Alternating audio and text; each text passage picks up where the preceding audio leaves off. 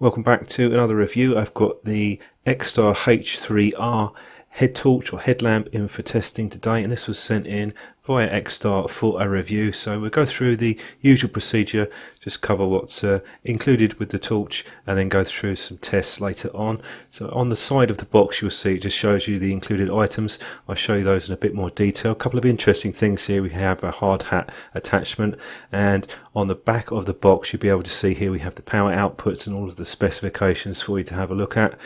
Looks pretty standard, but we do have the 5 power modes and the SOS. So just taking it out of the box, this is the contents as you see it. So we go straight into the torch. Now they've opted to put the switch on the side, which is probably the ideal position for it when it's mounted in the head strap. I put the specs on screen there, the size and the weight for you, so you can have a look at that. And this is using Cree-XP-L V6 LED, rating it to around about 1000 lumens. I find it a little bit more powerful than that compared to some other torches that I've got. And you notice the body design on this, they've gone for ridges or grooves on the body. So just unscrew the base cap, there's a spring there, and there's also a spring on the inside, so you can use flat top cells on that, and if you drop it, it won't damage the battery. That's another reason why they use that.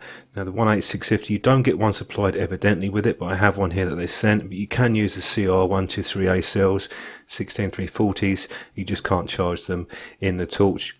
You just have a quick look at the reflector there. You'll see it's textured, and there is an anti-reflective coating. That's that purplish tint on the lens. Now the cable length with this magnetic charging cable, 60 centimeters. And it's a flat type cable. So in torch charging, just on the top of the torch there's the port, and then you put that in place. It's pretty secure, and it's it will actually hold the cable, but we'll get onto another point of that later on. And this is an interesting extra. It's a hard helmet clip, which you don't often get with these head torches. So you have a little Allen key that you pull out the side, and then you can tighten the bolt up once you attach it to a hard helmet. So that could be something that's useful if you work on site in some capacity. Just clip it into that. You see it's very secure, it's not going to move at all. Interesting addition. I wouldn't normally expect that from a head torch, but that's something which could be useful, particularly for people that use these torches on sites and that. It's something I haven't seen. It's quite a nice touch to have.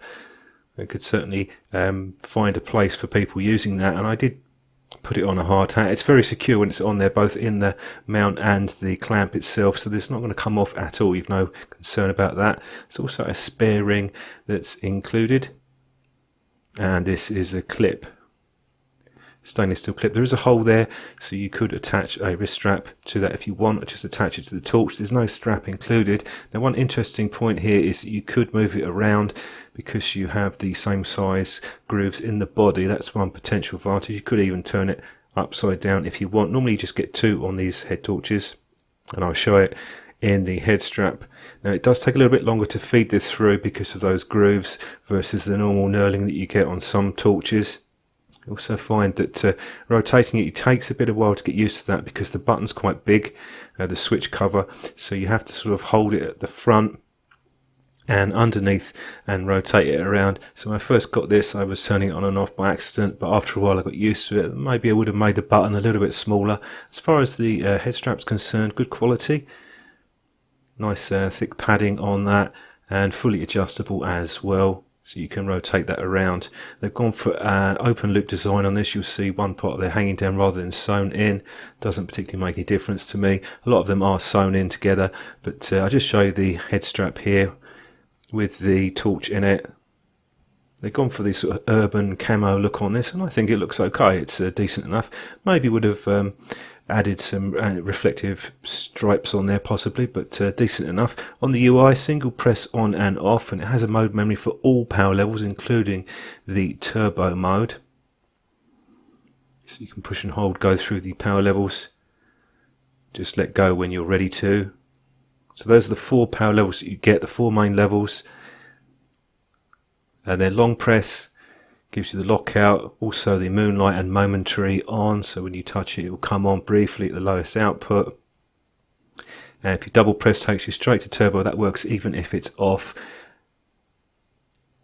and then if you triple press, that takes you into the SOS mode. Just the one strobe on this.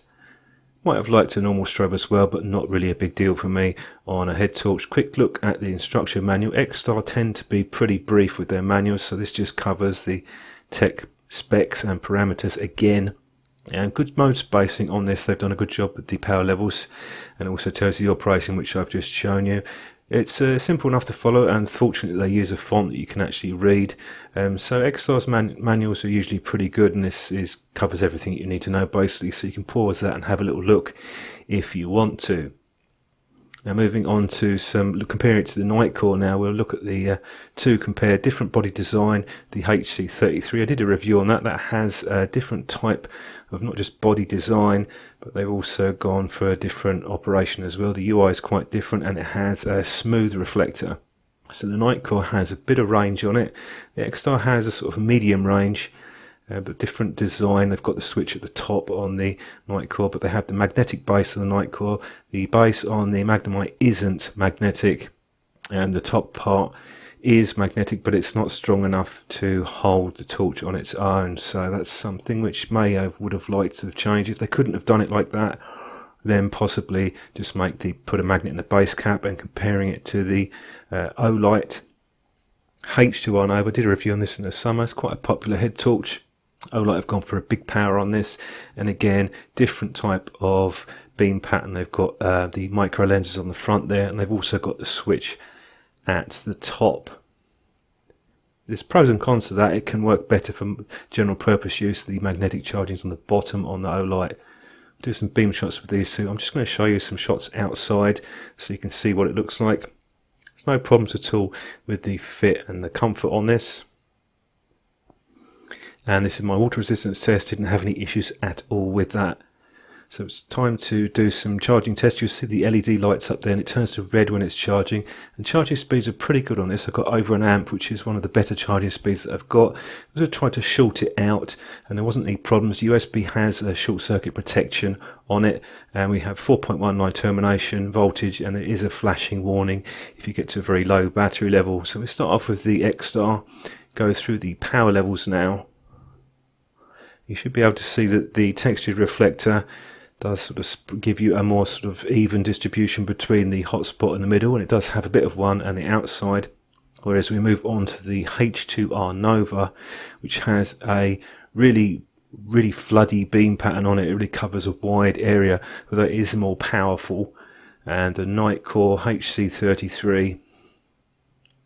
This one's designed more for range. Both the Nitecore and the Olight are a bit more powerful than the Xtar. You can see that, although the power on the Xtar is not really the main concern for me when I'm looking at a torch. So I'll run through some of the beam shots, and then we'll come back with a few thoughts at the end of the video.